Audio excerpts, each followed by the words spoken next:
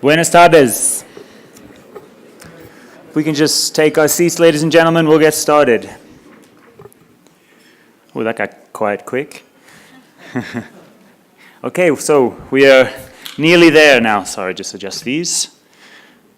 Thanks now, everyone, for joining us for the last session of our conference. It's going to be a good one, as you can see already from the great set of panelists sat beside us on the stage here. This is also the session where you get Louis and me.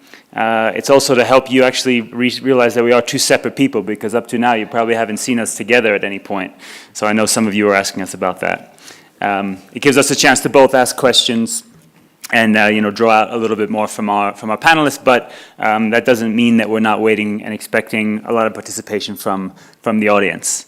Just a few little points. Once again, you can ask your questions in Spanish or English. There has been a tendency towards English, it seemed, despite the Secretary of the Economy's declaration yesterday about Spanish being the language of the 21st century automotive industry. We do accept that, so you please do feel free to pose in Spanish, and our panelists can respond in either language, so you should have your headsets. So either one is fine. Just a quick note, there was a ring found and turned in at the registration desk. I'm not going to describe it. You can describe it and claim it. We're not also passing judgment on why that ring may have come off either. It's just... But if you do, for whatever reason, that's at the registration desk. Once again, you do have your evaluation forms. If you haven't already filled those in, take the time during this session to fill them in. We will have a prize draw. As I mentioned earlier, there's some spa treatments that are going to be given out. Not on the spot. I think we'll let you do it in a private place. But again, that feedback, we'll do that at the end. So we look forward to that. And again, to note, if some people have asked, we will send you a link by email early next week, and you'll be able to access the presentations that we're able to make public, the photos that were taken by the photographers you can see going around here, reports that we'll be writing about it, and the videos, which actually will be on the website probably even sooner. As we speak, I think they're being uploaded. So look out for that, and check back on our website for more information and more coverage from the conference. Okay, I want to introduce our panel before I kind of kick us off, because it is a very notable panel that we've put together here. Starting from your left, well, that's obviously Louis. He needs no introduction. We're very pleased to have Raymundo Garza, the Director of Global Purchasing and Supply Chain from General Motors Mexico. Chris Stiles joining us again. Chris is, of course, Senior Director of Logistics Supply Chain Management for Nissan North America. We're pleased to have back also Rafael López, MP&L Director for Ford here in Mexico. Peter Koltai, who again we heard from yesterday, Director of Production Control and Logistics for AUDI Mexico, and Mike Casidy, the Managing Director of Mexico for Penske Logistics, who's able to give us some logistics service provider comment. But again, this will be an open discussion, so consider yourselves all panelists, and please do get involved. So, looking back, I always like to be a little reflective, so looking back over the last 2 days, some of the highlights, there's way too many. Obviously, we would run out of time if I focused on all of them. But I mean, one is clearly growth. I don't think I need to repeat the figures again. I think it's like a mantra here in Mexico for the 2020 figures, but we know the expectations are high, and it's fast, and perhaps it's faster than the supply chain may be able to keep up. Hopefully not, but that's certainly a concern. Yesterday morning, Eduardo Solis from AMIA emphasized how critical logistics really will be for that growth if we're going to get there safely, as he put it. Obviously, there's big investments needed in ports, rail tracks, highways, border capacity, etc. But sometimes the wins are easier, and I think his point about installing lighting so that several hours extra work can be done at certain times that's less busy, or adding extra shift. Those are the kinds of things that if we work together, we can make big progress without necessarily having to draw out the millions from the federal government that just might not be there at the moment either. Ildefonso Guajardo, the Secretary of the Economy, spoke about launching the next phase of exponential growth, including more premium vehicles being built in Mexico and rapid advancement in technology. But of course, he also highlighted even more trade deals, 9, 10, 11, however many they are. We know it's representing many countries, and the TPP, as and when it gets ratified, can be a major game changer, especially for Mexico's opportunity to increase its trade with Asia. And that sort of trade will have big impacts for people in this room. We obviously heard about risks and security issues that the country faces, whether it's drugs and contraband seized at the border or the vandalism and theft that unfortunately do still plague parts of the supply chain and affect many people in this room. But on the other hand, we also heard from Ford, Nissan and Penske, FCA and Ryder about many improvements in crossing the border, whether that's certification of CT-PAD or NEEC on the Mexico side, pre-risk programs, better monitoring and tracking. We do see a lot of progress there. We learned, of course, about yesterday the logistics and supply concepts that BMW and Audi are looking to put into place. There's a company starting with the blank slate here in Mexico, so they're designing logistics flow, parts handling, and infrastructure to really optimize their operations. And I couldn't help but notice that they had lots of space to expand, up to 400% or something like that. So obviously looking for big growth there. There's obviously worries about the wider infrastructure, and maybe even a volcano in San Jose Chiapa, I'm not sure. But they're planning carefully. And notably, I think they're looking for logistics providers and experts like you to support that. One carmaker executive even told me yesterday, if she had any criticism of the conference, it would be that there weren't enough providers to meet and speak to here, particularly maybe local ones as well. So do engage, because they're looking to engage with you. We also heard about developments for multimodal today, whether that's investments and planning from the government. There's no question about the need for private investment, particularly with the drop in oil prices, again, as the Secretary of the Economy noted yesterday. We heard from the railways that they do think they can handle the upcoming growth, but again, there are many worries, and the Celaya bypass being held up is, of course, just one example of things that aren't happening as fast as we would like them to. And at lunch, we were pleased again to have William Duncan, the American Charles d'Affaires. He pointed to a lot of positive steps again, pilot programs for cargo pre-inspection on either side of the US-Mexico border, US officials working on the Mexico side, Mexico on the US side, these types of things that can be major breakthroughs, as he pointed out. And again, he wants to hear from you. We spoke at the end, obviously he mentioned the H-led, the high-level discussion, but you can email him, you can contact us, and we'll pass on information. There's a lot of scope for dialogue here. So that sort of leads us into this session. The topic is 2020 vision. 2020 kind of referring to, obviously, the year 2020. So we're looking to the rather near future, but one that promises a lot of change and growth. Just if we take the car makers who are on stage now, we know General Motors is investing $5 billion to expand its capacity here in Mexico. Obviously, Nissan, together with Daimler, is building a new plant in Aguascalientes. Audi, of course, getting ready to launch in San Jose Chiapa. Ford also investing significantly, and maybe other plans that we'll learn about in the near future as well. So maybe if we can start on the 2020 question, the year 2020. We heard about the growth. We know that the plans you have laid out so far. So what does your company need to do between now and 2020 to make sure that your supply chain will be able to cope with the growth that you're already planning and seeing? So maybe if we can start with Raymundo from General Motors.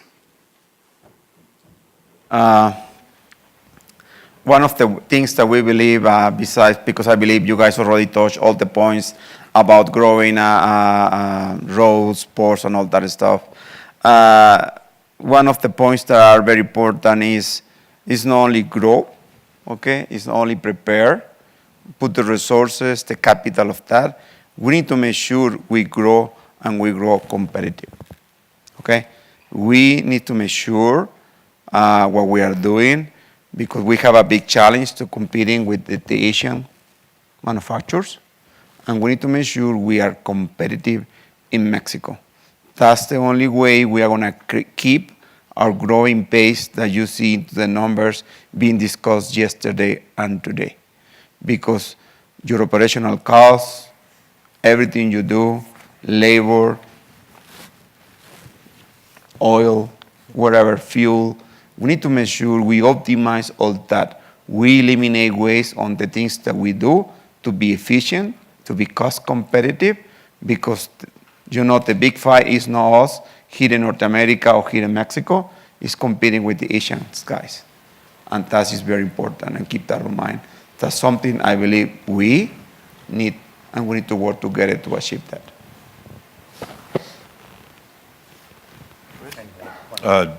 Similar along those lines, the competitiveness is key.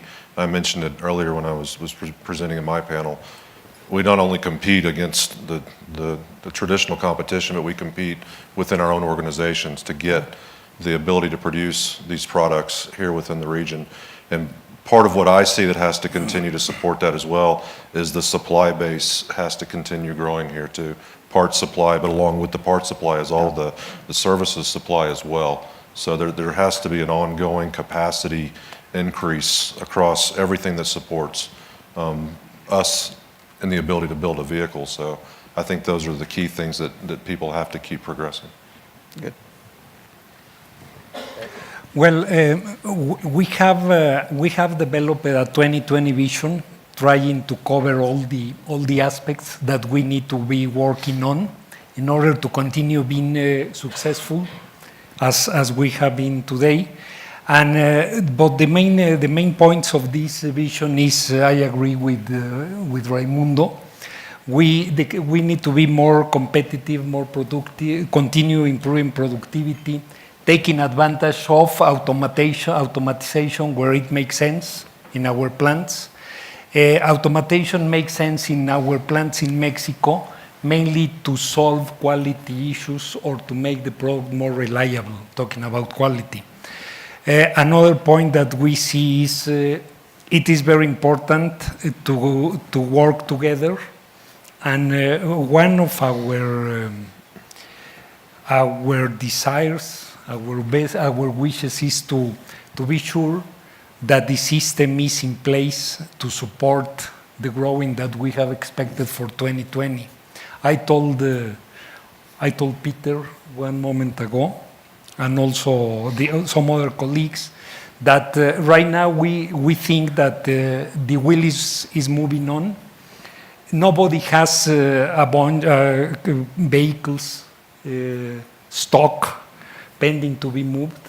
Everybody is importing what we need. Everybody is exporting that everybody needs. But the challenge is to be sure that the system will be ready to support the 2020 demand and requirements. Today, the whole day long, we have spoken about all the problems and issues at the infrastructure. So I don't want to stress that topic any longer. I would like to point out two different point of views, what we need to achieve our targets for 2020. Qualification and qualified engineers and qualified workers. Can you imagine what will happen now in the next 2 years? How many applications will run around us, and how the people will try to get from one company to the other company. And if you don't have enough young engineers that they're coming after it, then the whole location Mexico can come into a really critical situation, because if you don't have enough labor here, then we have to take the labor, for example, from Germany, and that's very expensive. So then all the advantages which we were counting with, they are pretty quickly gone. And that's not only a topic from us or for us, that will be a topic for everybody. We build up now our factory, and I think a good 10 to 20% of our employees, they were qualified at you somewhere. So at We know that. OEMs, that they are already here. And the same will happen now with us. My colleague from BMW already said that there are some applications at him as well. So this is one very important point. 2020 65% more car production in Mexico, you need qualified people. That's the one most important point. Agree. The second one, we have to achieve that we have a very, very high local content purchasing part. This can happen again only if they are suppliers, that they have enough qualified people to have to hire technologists in Mexico. Few purchased parts we couldn't take from Europe to Mexico now because the technology is not here. For example, we use a lot of aluminum also in the car. The whole surface to produce this aluminum surface parts, were not able to be installed in Mexico. So again, somewhere it comes from the qualification, but also technology and improvement of technology in Mexico. I think these are, beside the infrastructure, the two more most important points. Yep. From my side, from a logistics standpoint, my biggest fear is the lack of number of drivers and the lack of equipment that's going to be available in a few years. Right now, we do 400,000 loads a year. It's growing. Last year was like 390,000. This year it'll be even more. So we're working with our carrier base, trying to get them to invest money, buy more equipment, open up satellite offices where currently the demand is moving to. Not yet quite there, but getting ready, planning for the future, those kind of things. But one thing that is different in Mexico than the U.S. is most of our carriers buy their equipment. They don't lease it. That is a huge difference. So if you're asking a carrier to go out and buy 50 more pieces of equipment from Kenworth at $150,000 a piece or Freightliner, it's a huge investment. So there needs to be some incentives from the government and the banks to be able to push these or help these carriers out to be able to finance at a low interest rate, because interest rates in Mexico are very high. So they need that, and then I would also like to see plans for a driver training program in Mexico, because we're asking a lot of our carriers to go. They're not getting a lot of applications. There's not a lot of qualified drivers in a lot of those areas. So it is going to be a problem in 2, 3, and 4 years. Thank you. Okay, thank you. A question from my side, just to drill back a little bit. They were great answers and a little bit high level. We kind of skipped infrastructure a little bit for that particular question. But taking it back, and it refers to a conversation I've had with the Ministry of Transport in Mexico, is, what do you want us to fix? Everything? When do you want it fixed now? If you could fix one thing from a transportation point of view, or maybe an infrastructure point of view, what would be your preference? Would it be rail? Would it be ports? Would it be making it more multimodal? Would it be the border crossing? Or perhaps even the human resources issue. But if you were going to focus on one of those things, what area would you focus on? Perhaps start in the middle there, just to confuse things. And I don't know where you go from there, but Who's in the middle? That's a very good question. But I will answer with the outcome of the table that I was participating on, Louis. Mm-hmm. I think if I could do something in order to fix the most important thing, that I would do is make an analysis and not decide if a highway, you need to work on highways on a rail car. We need to look the whole picture and balance all the transportation modes, because doesn't matter if you fix the capacity of one port and you don't have rail car or you don't have highway to leave, or if you will fix the rail car but you don't have the capacity to enter into the port, then I think the most intelligent way to attack this situation is to make to study all the nodes of the logistic network. Mm-hmm. That would be my approach. Unfortunately, that's a very good answer.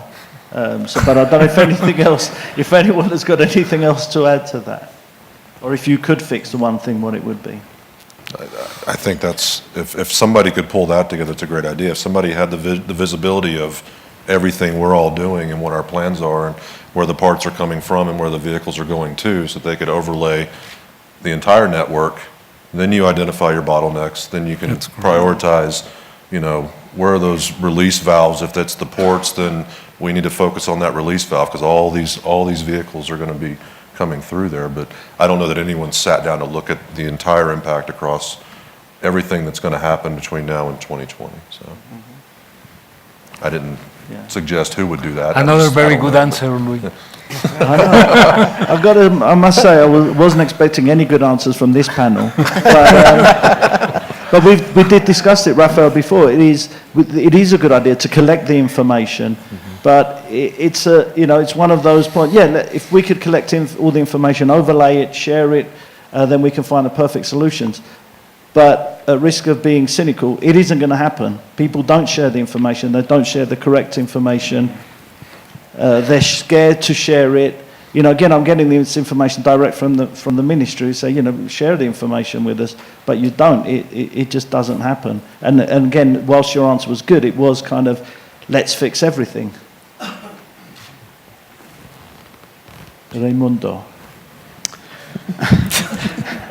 I have two answers, but it's complicated because one is political and I cannot be on that. Because I'm a political guy, so it's these guys that everything they commit to us, they deliver to us what they say at the time they say, we will be in a more better shape, but I cannot go on that way. I believe the answer resides on the commitment of every one of us decided to invest instead of the government. Because if we wait for them, we will be too late. So we know that if something is required, rails, let's talk with the rails companies, okay? And they can go and invest, and the government will be happy. So they invest. So I believe we need to be more bullying and trying to see what we, the private industry, can do, and instead of waiting for them, let's do it ourselves. And instead, we will be a better country into the future because we will take a responsibility of the economy in our hands as a private industry. That's what I can say. No, thank you. And you don't have to worry about being political because no one's listening, no one's here. So No, they're listening.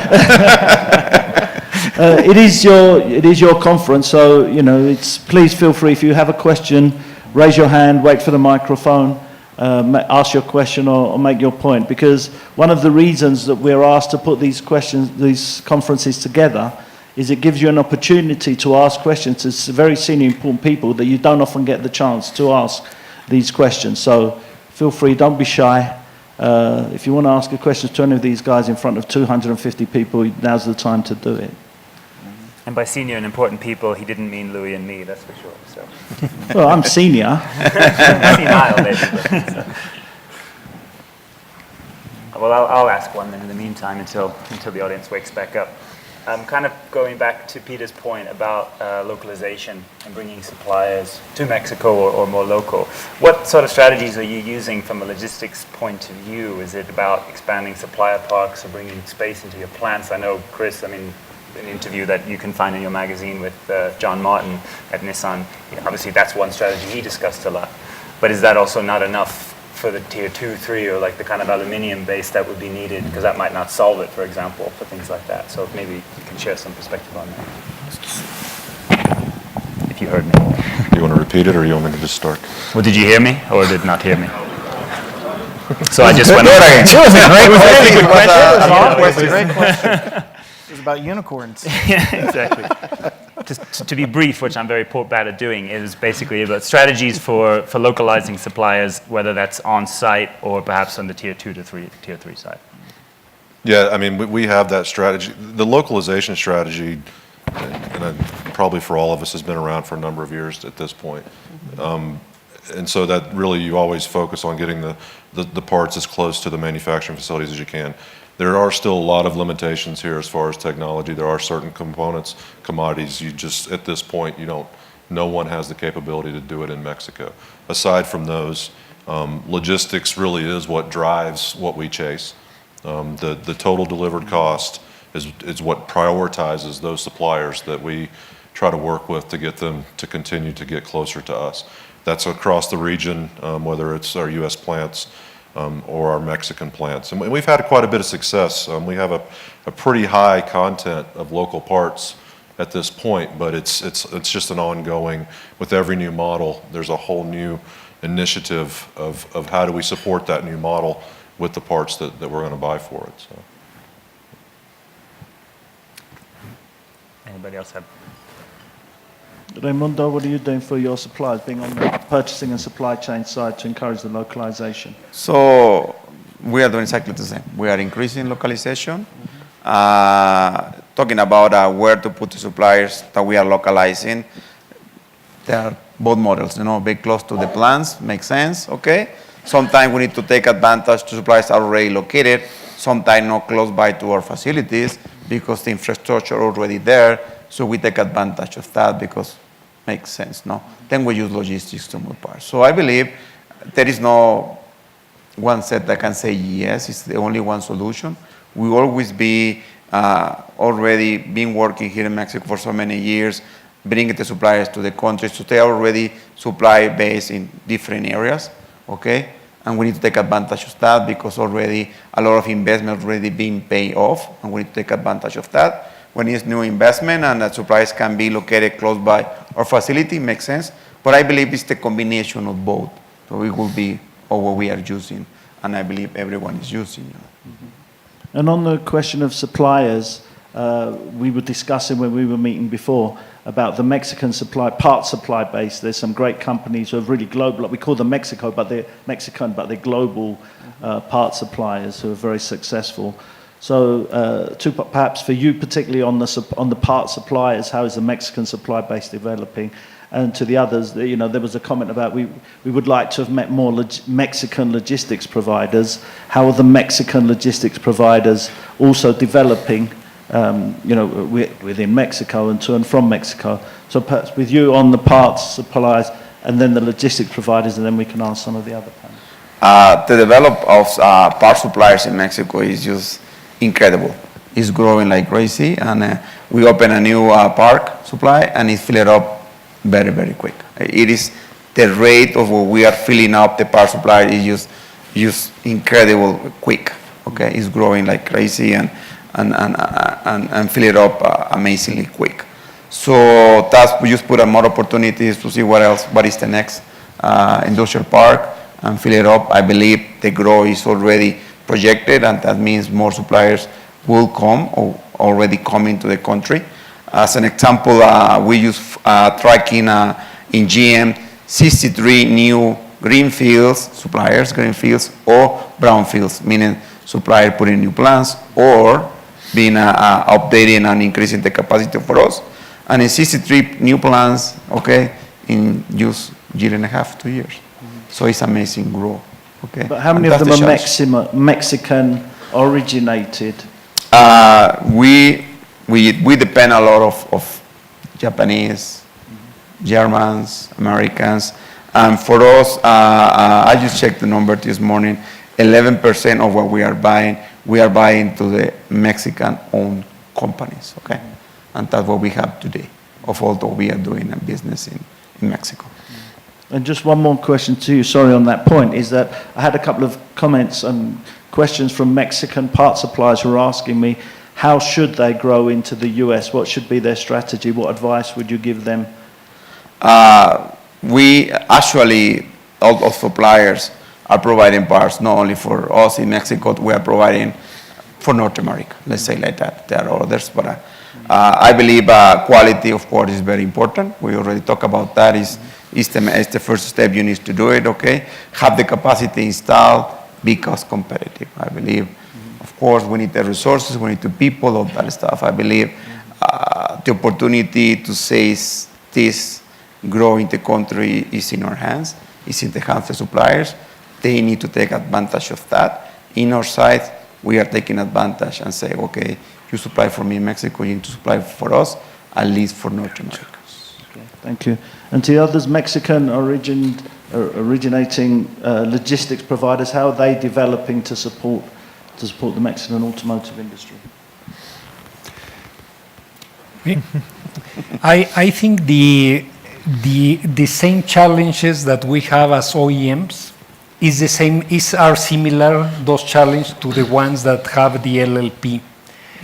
If Peter was talking about engineers, technicians, I think the LLP will have exactly or very similar picture to fulfill our needs. They have a very, very similar challenge to us.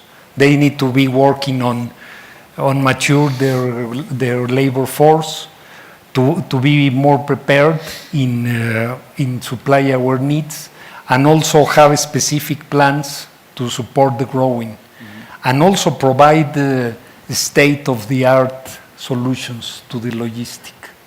One thing that we have seen in Fordis, every time that we hire an LLP, we need to support a lot at the very beginning of the launch. We want the LLP to be self-sufficient in supporting us since the very beginning of a program, not 3 months later. Yeah. That's my point of view of LLP. I agree with you, Rafael. So speaking from Penske Logistica, the Mexican portion of Penske Logistics, we have exactly the same tools, the same technology, probably more engineers in Mexico. So, we work with 2 of the OEMs up here, and we have to work as a partnership or we won't get anything done. You talked about nearshoring earlier. Part of our job as an LLP is to look at the cost of a part, look at the cost of the transportation, see if we can switch modes, work with the transportation department of each of these OEMs and saying, mode switch really won't work. It gets to a point that maybe they take it back then to their purchasing department and see if it's a possibility of moving them closer to the end user, whether it be in Ramos for GM or in Hermosillo for Ford or Aguascalientes for Chris's group. So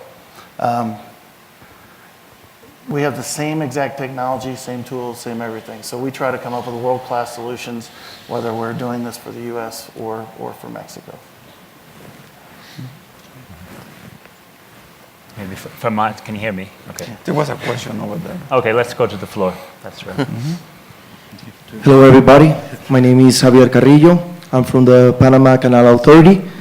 And this has been 2 very exciting days of information regarding the future of Mexico and all the things that are going to happen.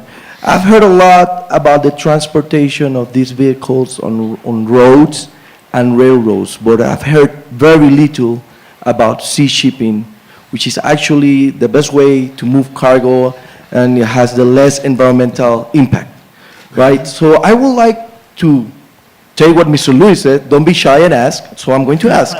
What's your opinion about sea shipping, using the alternative of sea shipping? Because that 25 million, that's a huge wave that's coming, and the way I've seen it, railroads and roads actually won't be able to deal with that amount of vehicles. So I would like to really know your opinions about using more the ports and using the sea shipping opportunity. That's a very good question, and we are using right now, we have some short sea roads from Veracruz to the east coast of the United States. And we are looking to develop some others via the Pacific Ocean.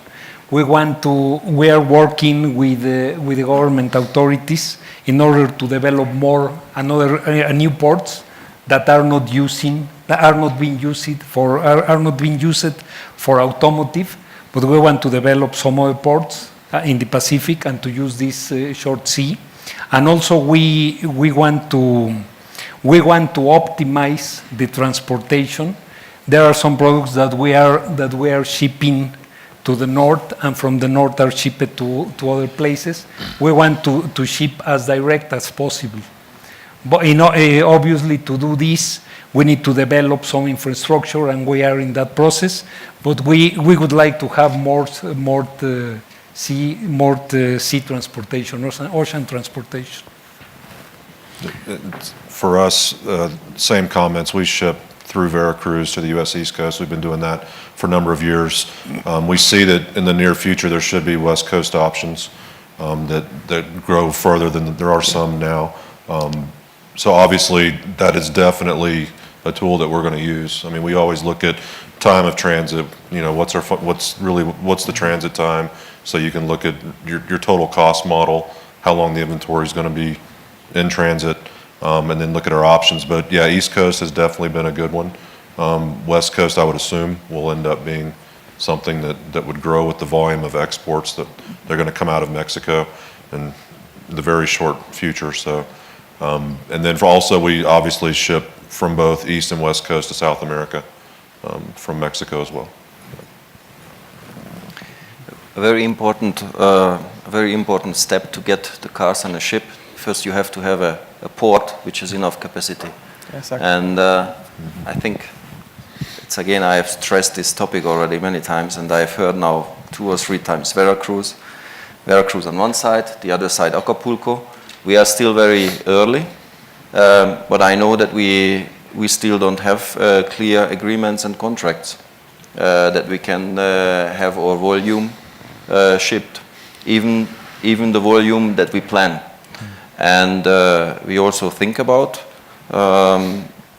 instead of using trains, for example, into the US, to use the ships. Veracruz is 250 kilometers from us, from San Jose Chiapa, and Acapulco maybe 500 kilometers. So the risks would be also the less to get our vehicles there. But if the port is not, doesn't have the capacity, then it will not work.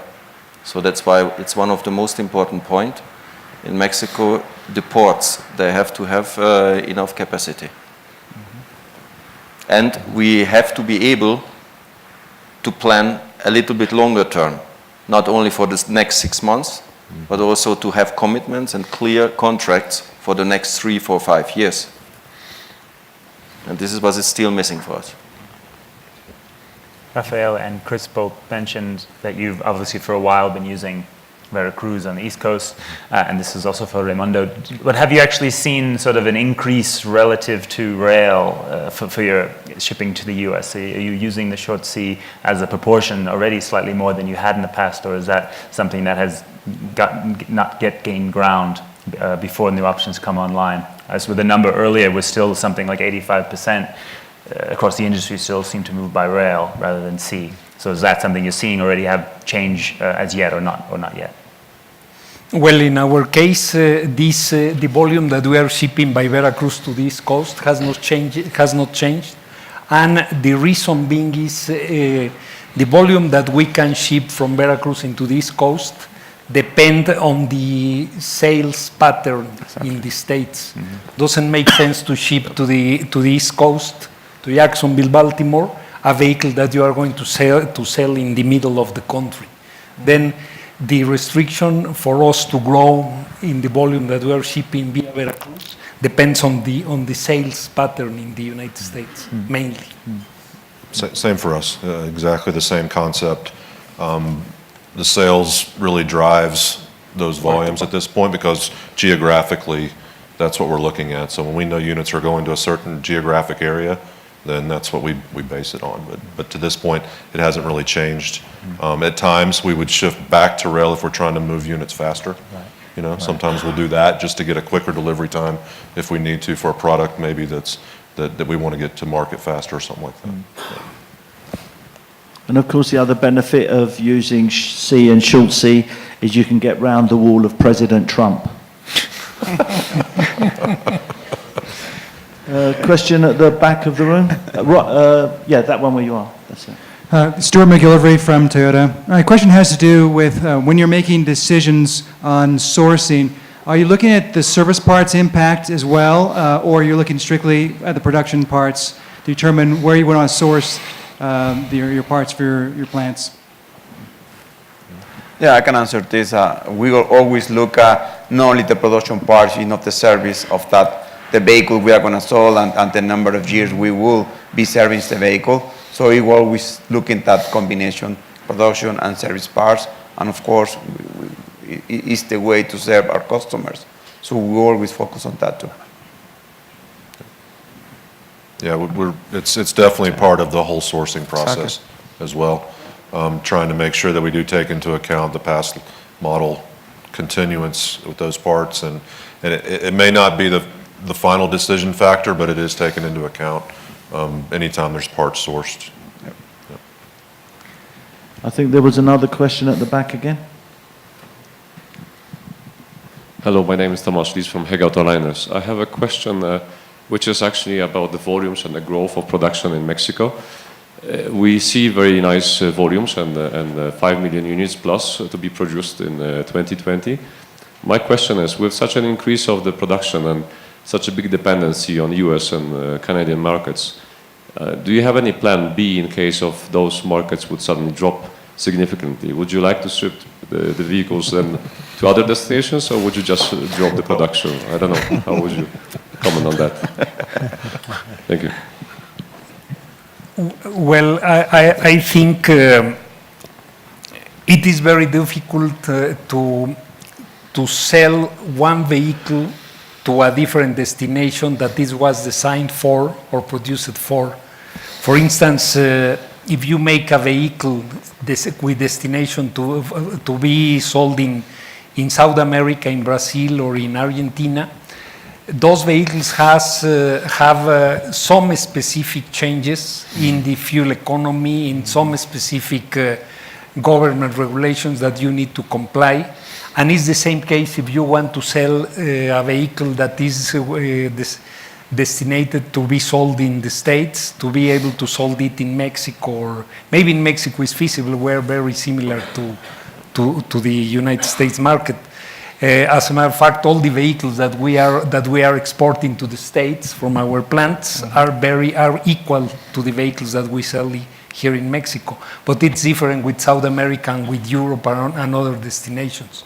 One of the reasons, and one very important process that we have, for instance, in Veracruz, is the homologation process for all to homologate all the products that are going to be sold in South America. We need to perform some specific minor adjustments or homologation functions for the vehicle to be able to be sold in South America. And I think it's very difficult to change from one day to another, or from 1 year to another, change the destinations of the vehicles. I think could be possible, but this process should begin before the vehicles are produced, and will involve development and engineering of the new destination countries. Yeah, we have some flexibility in making adjustments, but it's not on a large scale. And with a certain amount of time, a few months before, we can make changes in our production scheduling if it's not a drastic change, if those different component parts are available that were not expected in your original plan with the supplier. There's a lot of ifs, but there are certain times where we can make tweaks on the production schedule depending on the destination of the vehicles. But on a grand scale, I mean, if you're referencing some major type of change in the volumes, then obviously that's a different discussion point. You know, kind of like what we saw in 08. You know, that's when you just really have to drop down and try and minimize the impact. Well, actually, on that point, because obviously you can't have too much impact on perhaps sales markets from a logistics point of view, just because you send a boatload of cars doesn't mean they'll buy them. But thinking back a little bit to the crisis, when we remember the inventory that piled up and the kind of disconnect perhaps between demand and supply, are you confident now that your organizations, perhaps as supply chain organizations, are robust and responsive enough to monitor demand? Because the point is valid in terms of downturns that we cannot see. You look around the world right now, and it looks kind of choppy. So perhaps with General Motors, because I do think this has been quite a focus within your organization to align this sort of thinking. Yeah, and unfortunately, what happened in 2008 and 9, it was difficult for. It was a crisis around the globe. Okay, now talking about the point was talking about if we can shift production. Yes, we can shift production. Needs to be planned. Don't forget that the market in the U.S. is huge. It cannot compensate with a Brazilian market, okay? But a Brazilian market, like we are suffering, coming down, so now we can accommodate and export to U.S. because now it's going up. In that case, yes, we can accommodate, and we need to work with our logistics supplier because now the routes are different, okay? But we need to understand the market, okay, and it's difficult to change, and it depends on the size of the market. It can be some opportunities, but not as huge as we are thinking, okay? But if we plan it and we need it, one way or the other, we will find a solution that will trying to help us to balance that. Yeah, I think what your question is, are we better now at adjusting? I don't know that we truly know yet. I feel like we're better, but it's obviously easier year over year now, where actually the volumes are higher probably than what we're internally forecasting. So you're chasing additional volume. That's a bit easier to do than if volume starts dropping significantly, and you've really got to think about different adjustments. Yeah. But one thing I've found on a global scale, we've all, you know, all of you have lived through these kind of crises before. I've seen it, you know, where was it? Brazil, the logistics blackout that's going to happen if they sell a certain number of cars. China, if they sell more than 15 million cars, there's going to be a logistics blackout. You know, even we hear it constantly in North America, you know, Mexico and so on. It's all going to fall apart. I think, are you victims of your own success? Because somehow things get done. I was looking, there's a quote here from Alexander the Great. My logisticians are a humorless lot. They know if my campaign fails, they are the first ones I will slay. So somehow it gets done. The car makers will sell cars. The cars will get to the customer and to the dealers. They just say, you guys have just got to do it. And somehow you guys do it. So I wonder if, you know, that you're victims. So there isn't enough urgency from the higher levels of the car makers, from others, to support you, because you guys just do it. It means that you have sleepless nights, and it means that Mike at Penske has even more so. But is that how you do things? It just gets done. So it doesn't matter if numbers go up. Somehow you get it done. Yeah. Yeah, I mean, this room is what does that gets it done. But to your point of the higher ups or the executives maybe not understanding or caring as much, I think that's changed. At least in our organization, it's changed, especially since the earthquake and tsunami. On that side of the house, we now have executives in the company who have, like John, who have a lot of logistics experience. They understand what we're dealing with and what we're going to be dealing with as these volumes continue to increase. That helps us in our planning and our strategy and in our investment. So it's improving, but still at the end of the day, the expectation is we will deliver the product. There's no other alternative. Yep. And from my side, we talk about the infrastructure problems and what all needs to be fixed, but bottom line is we've got to come up with plan A, plan B, plan C for different things getting fixed. If they don't, they don't. Bottom line, Audi's still going to build their cars. GM, Ford, Nissan are still going to build their cars. So we got to get the parts to them. So we may have to shift modes. Maybe if rail is doing better than expected, we shift to a lot more rail. But we work with our OEMs to develop a transportation plan together that'll work, because there's so many rail docks at certain plants, so you can't have 50 rail cars show up at one plant in one day for certain ones. Other ones can handle it. So at the end of the day, you're right though, it will get done. That's what logistics is. That's what we do. Every day there's a new obstacle and we overcome it. So, but just to add to the point, I believe we've been demonstrating in so many crises, up and downs, that we get the things done. Okay, and I believe the discussion we are having here is we need to have a better planning, okay, a better preparation.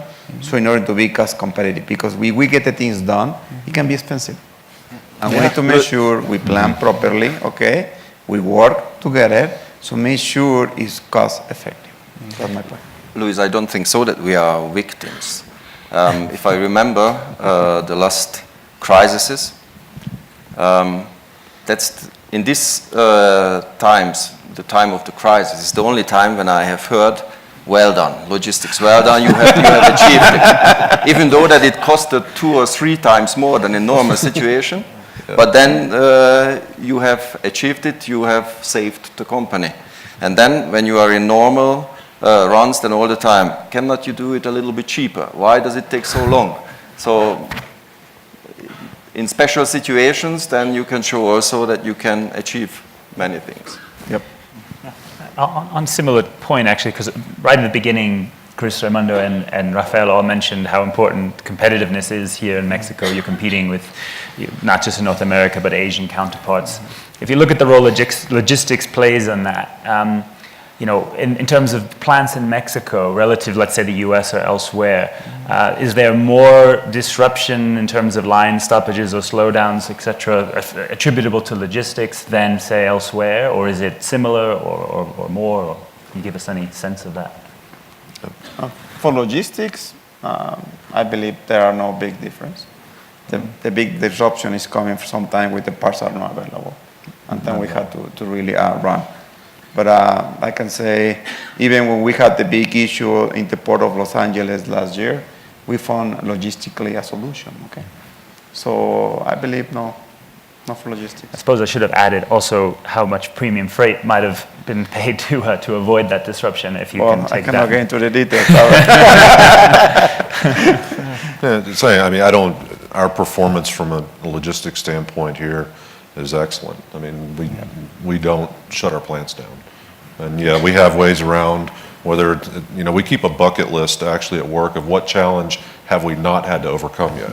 And it's things like, okay, if we run this through the Suez, will we get a pirate to take over the cargo? We haven't done that yet. Haven't seen that. We haven't seen a locust invasion off a boat, you know. But we keep a very short bucket list of things that we haven't seen. So, you know, we've seen a lot. Well, good luck. I have a feeling you'll get there. Why would you say that out loud? You're tempting fate. Again, to open it up to the audience, is there any questions from the audience? And again, if you can say your name and your company name, please. Yeah, I'm Alex Morales from AUDI. We were talking about the number of parts we got from North American region, about 65%, and all the costs related to bringing parts from overseas.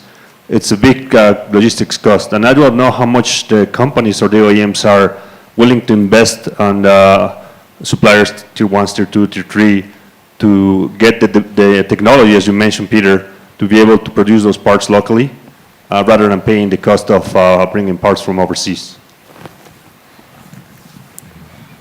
Raymundo. Okay, so everything is a business case, okay? But I believe in all our business case, we always include the logistic cost to make that decisions. We've been demonstrating through the years that being local is help us, okay? To be competitive, to reduce logistics risk, okay? And we've been doing that for years, and we will continue doing that for sure. Yeah, I mean, it's case by case, same. Yeah. Is there still low-hanging fruit for logistics? Is there still opportunities, and how do we find these opportunities? There was a car maker I went to in a different region, came in and just out of necessity started just having a different look at things and found low-hanging fruit. Perhaps by looking at the same things, how can we reduce our transportation costs? You know, right, there's waste in packaging which can still be found.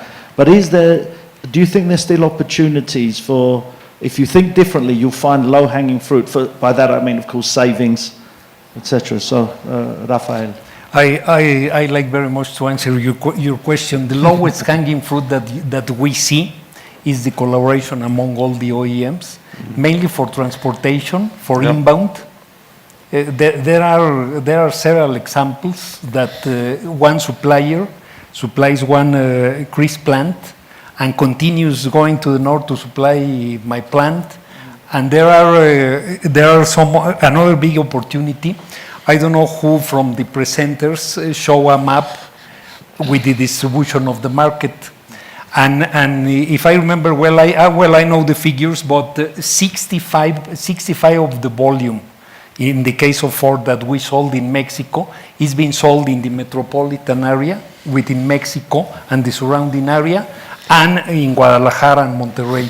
Then in 3 cities we sell the 65 of the volume, and the 35% of the volume is sold in 29 states of the country. Then I would imagine that the same problem that I have to fill a Holloway, to complete the load of a Holloway, maybe Chris, maybe Raymundo, and maybe Mercedes has the same problem. It should be the same. Then what if we combine and we travel together? We will reduce emissions, we will reduce costs, we will reduce transit time, we will reduce dwell time for the cars waiting to be transported. I think that's a low-hanging fruit. But we are in the process too. no, we are in the process, and we are doing something inbound sharing. And the point is about we need to probably work it out with our service providers on Holloway and see what is possible, because I bring teams from north of Mexico to Puebla. So probably from Puebla they need to send something to the north, and it can be an opportunity, something we need to discuss and talk with them. But my comment on that would be, if there truly is low-hanging fruit that's directly under our individual control, then we're not really doing our jobs. So this, I agree, this is what should be considered more of the low-hanging fruit, but obviously it is more complex than things we control directly. So I think that's where you start getting into, it takes time, and we've got to get better at working through these types of opportunities and getting them going and taking advantage of it. Who should lead this collaboration? For one, I hate using that word, but it puts people off. But who should lead that? Should it be the car makers? Should it be the LSPs coming to you and saying, maybe you do, but come to you and say, do you know that I ship this to this and this to that, and why don't we share? Or is it easier for you, Mike, to say, actually, I'm getting the money from both of them, so what the heck? No, because part of what we have to do is as an LLP is we have to provide CPU savings. We have to save them money. Otherwise, they're going to go to somebody else. So each year is a new challenge. So as they said, they already share inbound parts. So we pick up parts for both of them on the same truck. So if you look at their inbound network, where are their suppliers? Where's GMs? Where's Fords? We know where Nissans are. We know where a lot of companies are, BMWs and stuff in Mexico.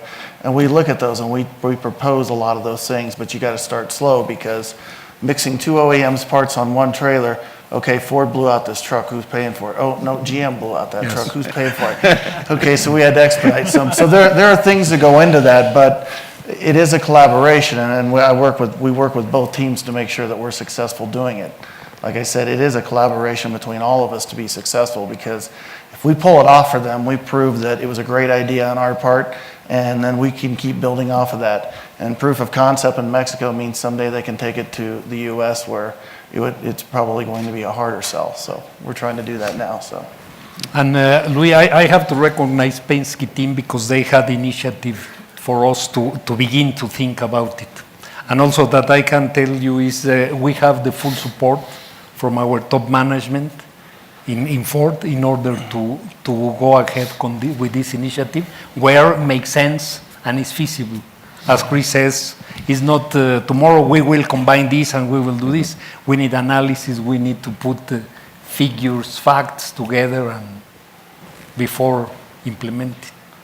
But you, in my opinion, you do need a Penske or somebody, an entity like that to drive it. To help keep pushing us, because we get tied up in a lot of other things. And to me, they're the ones who can really help drive those opportunities forward as they push us to do it.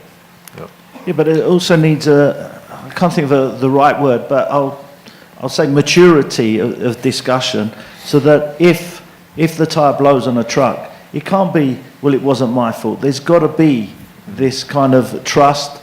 Maybe trust is definitely the wrong word, but there's got to be some kind of appreciation. If this is going to work, then we've got to accept these factors. And I think that still holds back, there's too much kind of, instead of thinking this is going to help me, there seems to be too much of, it might help me, but I don't want to help the other guy.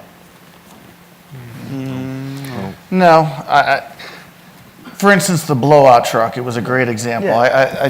That one was great because we knew it was coming. It was going to happen eventually. Some supplier for one of them was going to overship, take up too much cube on the truck, and we were going to have to face the reality.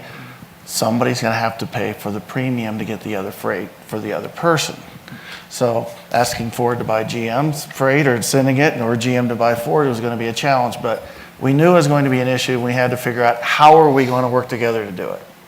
So we were just waiting for it to almost happen while we were trying to investigate how, when it does happen, what's going to happen, and it eventually did. So, but we worked it out really well because we have such good cube data, cube analysis. The part information from those two companies are spot on, so we can cube a trailer with no issue. So we know who did it, they know who did it, everybody knows who did it. So we don't blame each other and move on. We say we had this situation, here's what happened.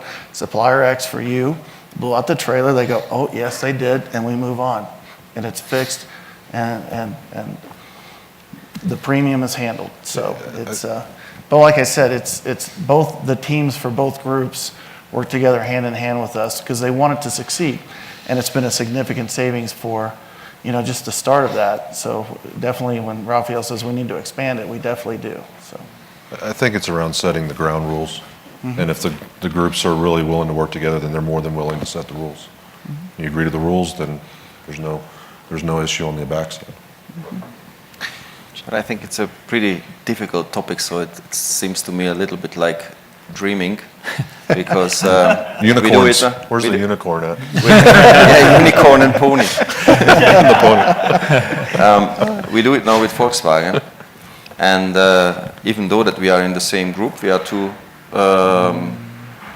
two different brands, and then we pay also our own costs. So everything what we do together, you have to separate. And first of all, you have to find a way that you separate the cost. And then secondly, you have to find a way what happens if there are some legal issues or some insurance issues. And it's even though difficult enough in the same group. So that's why if I think about it, what would be if there is in even a completely different group there? I don't know, I don't see really the solution, You give your service, your services, you make you write it out to the market, and then you have a contract for 3, 4, 5 years. First of all, you have to synchronize all the companies, that you have at the same time the new contract. Otherwise, you cannot have the synergies. Yeah, because if at the middle of the project already there is a change by the other company, it breaks all this. So I think it's very good if it can be handled between two brands, but it's very difficult, the topic, because somehow you take out pretty much already the competition.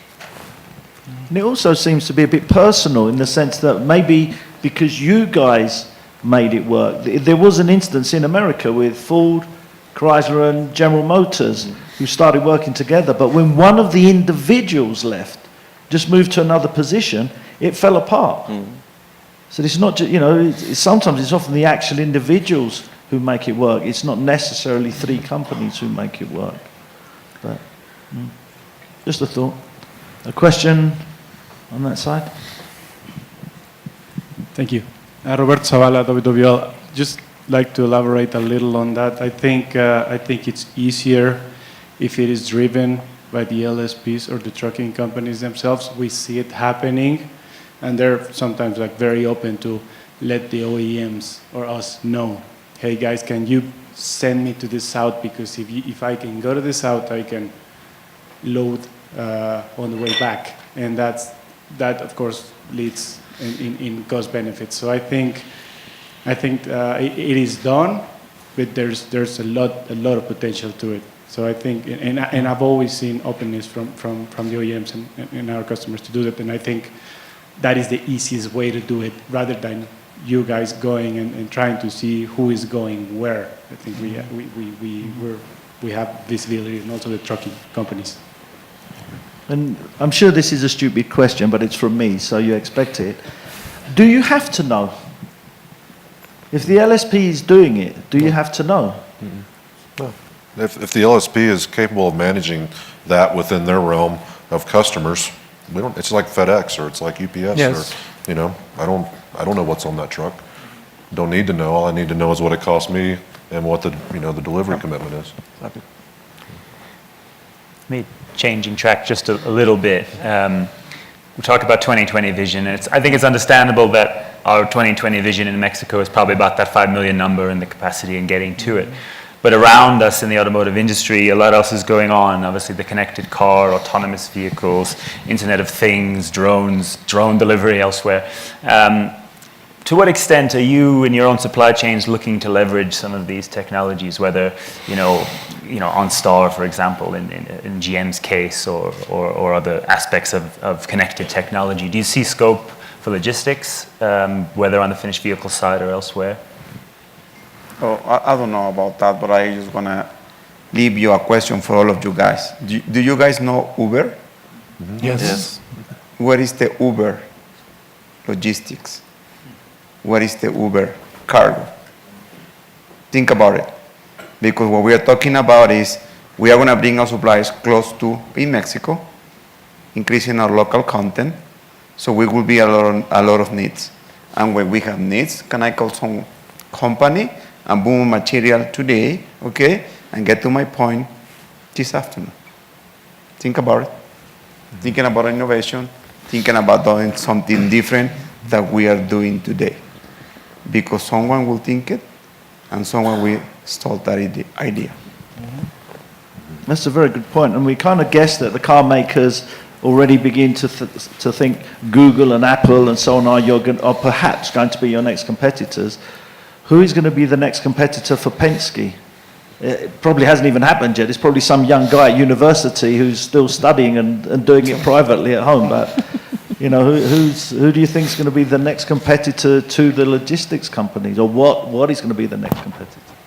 Well, you can't sit still in this business, so you've got to keep moving forward, bring on new technologies, stay ahead of what your customer requirements are.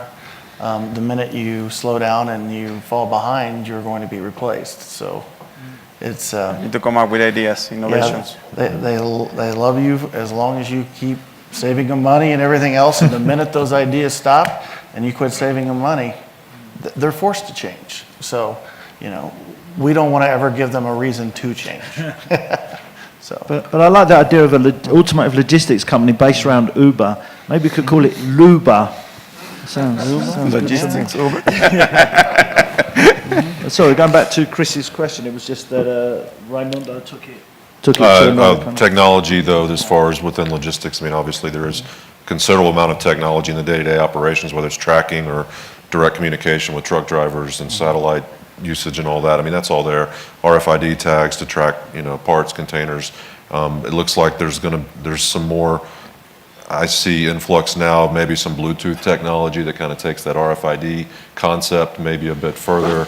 So we need to stay up to speed on all that new technology as it's coming, and then see if there's some way to apply it to what we're doing. So we try to do that. We expect that from our logistics providers as well, to be bringing that forward anytime there's something there that they see as well.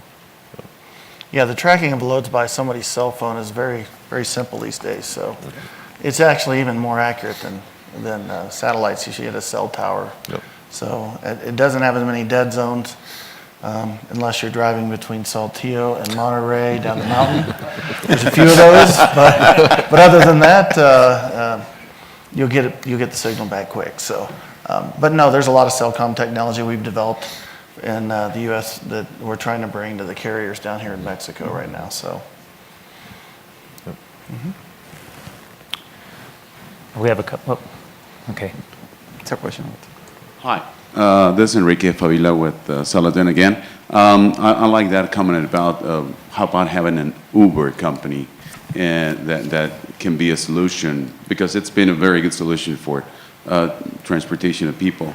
I want to tell you that in the Saladin Group, we have developed several companies and with different capacities, and one of them is Eagle Logistics.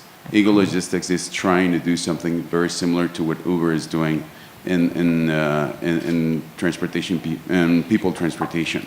And let me explain a little bit about that. We take drivers as they come with their own equipment, and we give them also the capacity to buy a different truck and have a different type of equipment. We also give them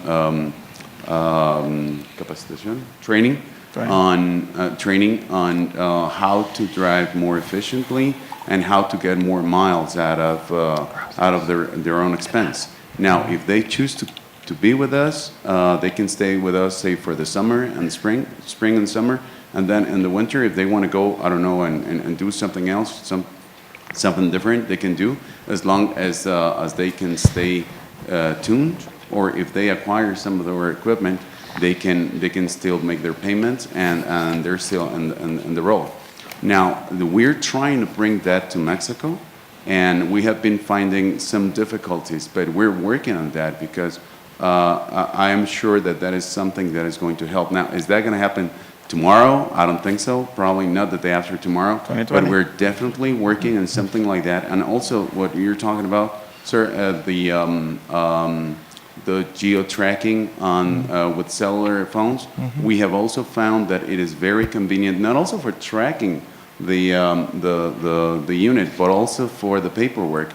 We know that in Mexico, the paperwork is a very hot topic. I mean, we got to have seals and stamps and signatures and all kinds of things. I mean, and I know you guys have been through that. It's a nightmare. But when you have a driver with a good cellular phone and you have a good application, you can scan documents right there, and you can start uploading information. And I mean, that is taking place as we speak. Of course, there is a lot of things to do because technology changes, and also the customer demand changes a lot.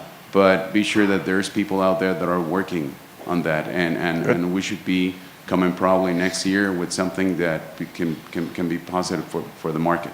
Very good. Okay. Very good. Thank you. Thank you. I think we had another hand up.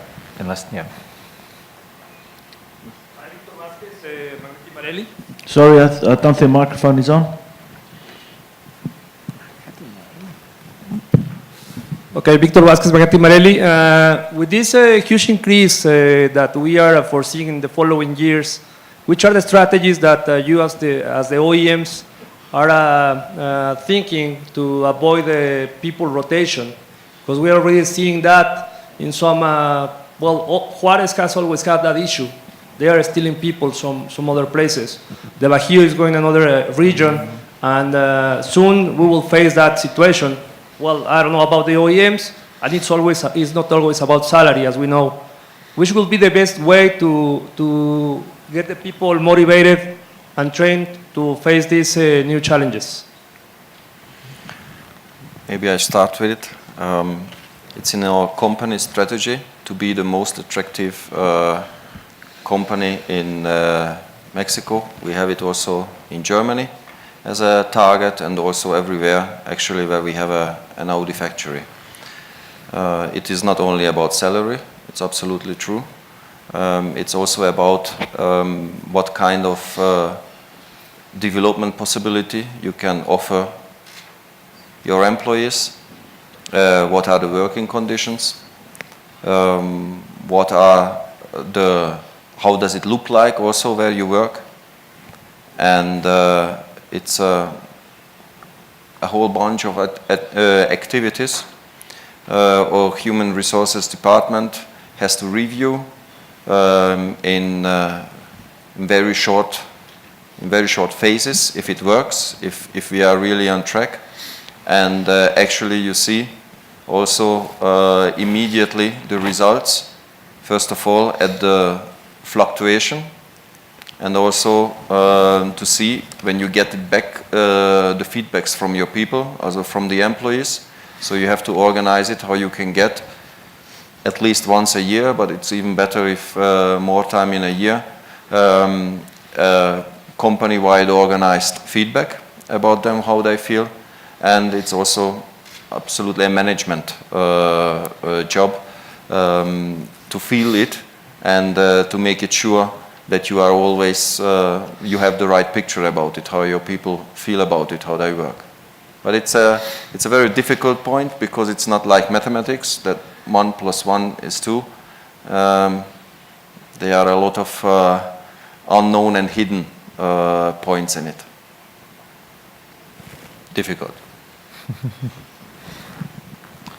For my side, I can say, people is very important. Without people, we cannot do anything, okay? And we need to make sure we work with people. We have a strategy to make sure we motivate our team and they are engaged what we do and they have a passion of what we do. And we as a leader are responsible to put together a team to work together. When people are working together and happy, as you were saying, Peter, it's not only money. It's working together, be as a family, working as a family, and that makes the difference. Working as a one team helps that. So everyone's motivated for different things, every one of us. But I believe when you go to a company and you feel that you belong to that company and the company provides the right tool to you to develop yourself, it will keep the people in our side. When people start looking for other opportunities, it's because they are not happy working in that company. And we as a leader are responsible to identify that issues, address it properly, okay, and continue motivating the people willing to stay with us. Very, very similar. Obviously, in our Mexican plants, actually, you see everywhere the motto of one team spirit. So it's really ingrained from a teamwork standpoint from the very beginning. We have a lot of programs with universities where we try and get high potential candidates at that level of their development, even from the university standpoint, start getting them acclimated into our culture and try to bring them along to where they see they've got opportunity, they see that there's a commitment on behalf of the company to support them, and so that helps with the motivation, helps with the teamwork. We are seeing, I think, overall, and it's not just Mexico, US, and even in the world, the millennial kind of expectation for that age group, which is the age group of a lot of the professionals we're looking for. It is getting more difficult, though, to keep them, I think, attracted to where they're at, just due to maybe their expectations of what their career should look like. So it's challenging, but I think we're all probably doing similar actions to try and make it the place that they want to be. Actually, my wife's watching this on live stream, and she just sent me a message through saying, for the Yiakoumi family, it's all about the money.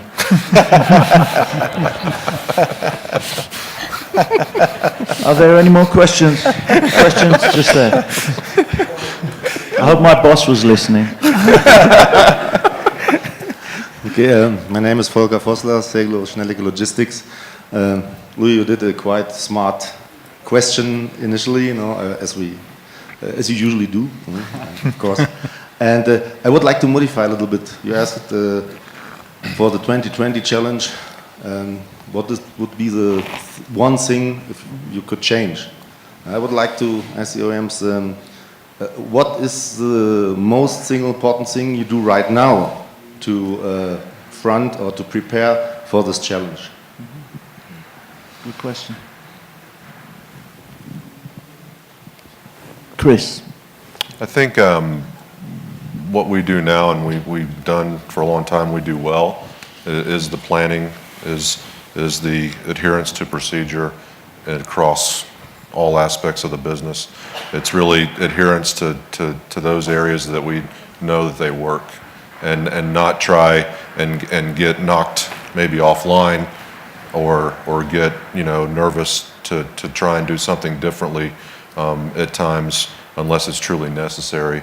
So I think from our side that helps us as we're going forward. It's that stability and that confidence that we're gonna overcome the risks kind of as they come about, but obviously contingencies are key for anything that we think could happen. So there's a lot of thought put into that. So from that side, I mean, everything that's been talked about this week helps all of us see where we need to be thinking contingencies. So if we can at least see that, then it helps us, I think, to have other options at least in line if we're going to need them. very similar in our case, that you should know one of our lem in 4Ds, 141 team, one goal. The challenge is to emphasize this culture among all the departments, all the organizations. Since the supplier, we are working with the suppliers in order to build this culture also, and also within our manufacturing plants, and also with the dealer network. We think the way that you can face the future challenge is to think maybe there are some opportunities in changing something, but at least you should have the same vision and the same practices. As Chris mentioned it, we should emphasize adherence to the discipline of controls, financial controls, process controls in the manufacturing process.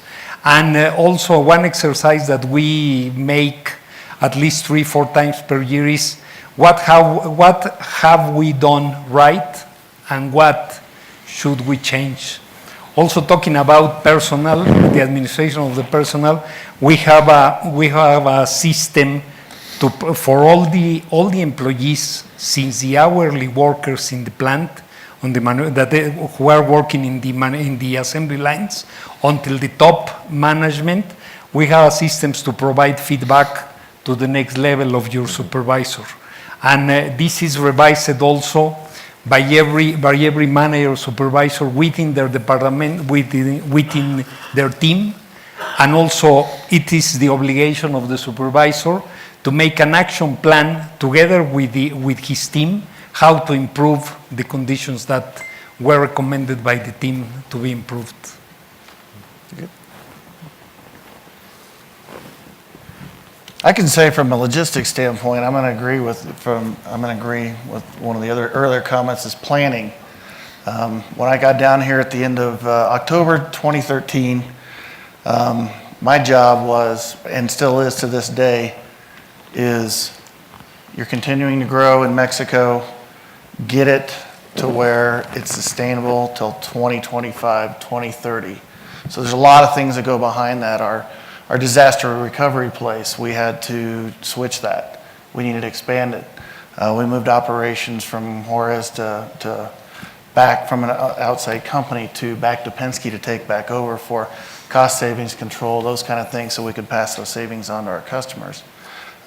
So planning involves a lot of different things. Succession planning for the employees, making sure those things are all in line so that someday when I'm replaced as managing director and go back to the US, it should be self-sustained for years and years to come. So we didn't start looking at 2020 this year, even though the panel's now. We've been looking at 2020, 2025, technologies, everything, to get us through 2025 at least, and we started that a couple years ago. So we've spent millions on technology and are going to spend more in Mexico to make sure that we're sustainable till 2025 to 2030. So, but it all comes down to one word, what Chris said, planning. Yep. Mm-hmm. Okay, thank you. We talked a lot about technology, and I'm not sure about this live streaming thing. I had a message from my wife earlier, and I've just had a message from our managing director back in the UK saying she's watching it and not to even think about asking for more money. So now I know what it feels like to be an LSP. I think, we've had a great discussion there. Maybe now's a good time to kind of to wrap up. Before we do that, I'd just like to remind you about the evaluation forms. Please complete the evaluation forms. They're very important to us. So if you have completed them, we'll be coming round. Members of our team will be coming round to collect them. So take the opportunity now. There will be a prize draw. We'll do a draw of from the evaluation forms that are collected. I think the prize draw it's a collection of a DVD of all my jokes from around the world. So, but please don't let that stop you handing in the evaluation forms. We still need those. We take them very seriously. So please complete them and hand them in. If you can hand them in now for the prize draw, that's great. And it isn't really my DVD. I really don't want to put anyone else from handing them in. or if it's as you're leaving, hand them in. We take them very seriously, perhaps even more so for a new conference, relatively new conference for Mexico. Before I do my close-up, start closing the conference, I just want to thank the panel for what a great last session they gave us. Thank you.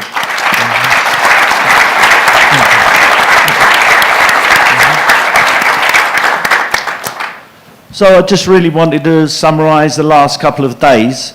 I think we started off with a great cocktail reception, which was hosted by XPO, that you could tell, sometimes as a conference organizer, I come into every conference, even I've been doing them for 18 years, and this year we're doing 11, I still get nervous every time. But when you saw the amazing people, not just the numbers, because it's not always about the numbers, it's about having the right people. So when you hear the buzz in the cocktail reception, you feel much more confident that the conference is gonna go well.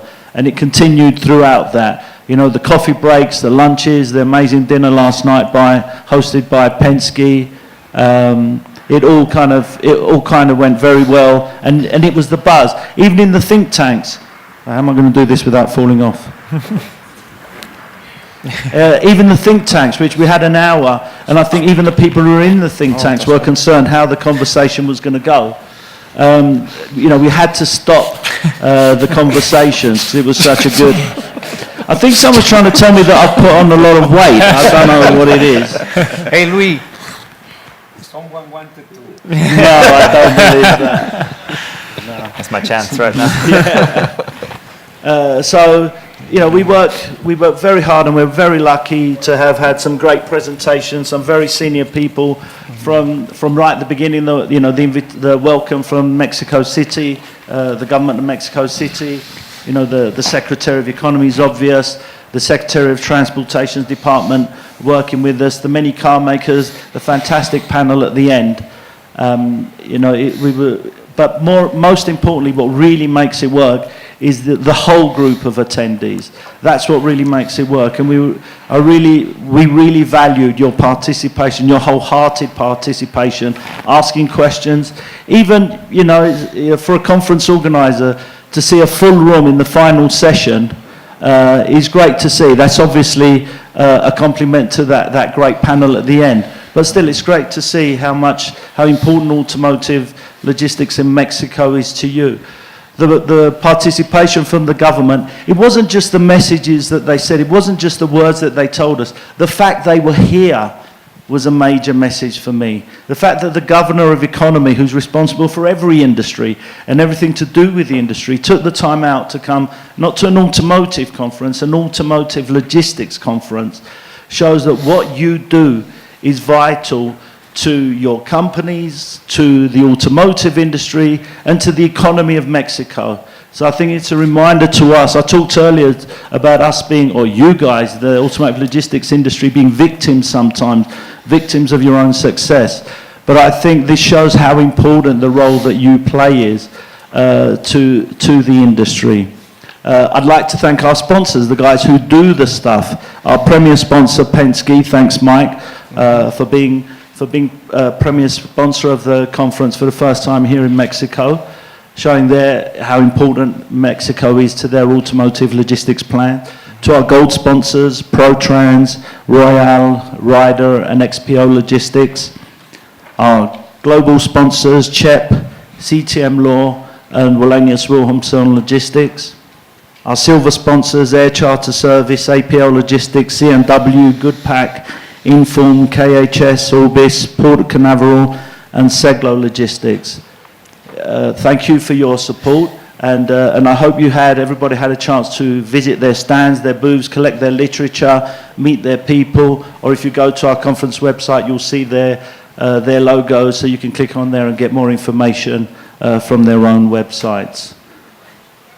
Also, I think if you have any more evaluation forms, please raise your hand or wave them in the air so our team can collect them. We're going to do the prize draw in a second, so if you can collect those forms. Please work with us. This isn't the conference, or Automotive Logistics Mexico isn't a 2-day event. It isn't a 2.5-day event. It's something that we want to continue. Chris, our editor, produces some great magazines, so please feed the information through to him. People say to me, how do we get in our information? How do you get our companies, our information into your magazine? Tell us about it. You know, we don't know everything that goes on in our industry, so tell us, feed the information. We're always looking for new ideas, so please feed Chris, and through Chris we'll pass that on to Marcus, our newsletter editor, and Rachel, the assistant editor at Automotive Logistics. We've got an Automotive Logistics newsletter that comes out every week, where we're posting more and more online intelligence, opinion pieces and so on. So please share that information with us. Help us to share the information. If there's anything that you picked up at the conference that you feel should be continued, let us know. We'll either help get you together, we can do LinkedIn groups, we can carry them on at future conferences. For sure we can make those discussions happen at our other conferences around the world, and in Automotive Logistics Mexico 2017. I'm just going to do the prize draw.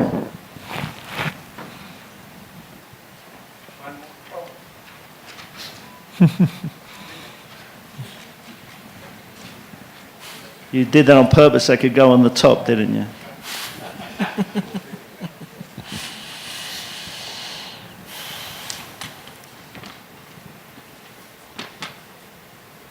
No, can I choose another one? No. This is Enrique from Celadon Logistics. So, please select your prize. Can I choose another one? Thank you, Enrique.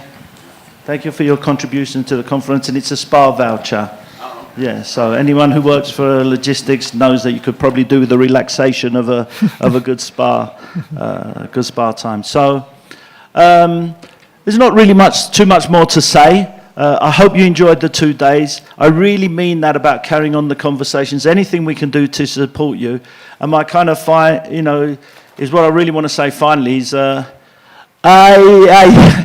just want to say thank you very much for your participation. Hopefully we'll see you again I'm just trying to remember everything that we're doing this year. March is Europe, April is China, May is our new event, Automotive Logistics Supply Chain, which is going to be in Atlanta in North America, or in the US, focusing on supply chain parts logistics, after-sales parts logistics. June is our finished vehicle logistics conference in California. End of June is Automotive Logistics Russia. July, we actually have a day off. August is Import-Export North America, which takes place in the port of Baltimore. Again, a lot of coverage of Mexico there. September is Automotive Logistics Global in Detroit. October is Automotive Logistics UK. November is currently Automotive Logistics South America. And then December is Automotive Logistics India. And again, they let us have a day off on December the 25th. But hopefully we'll see you back in January 2017 for Automotive Logistics Mexico. Thank you very much, everyone.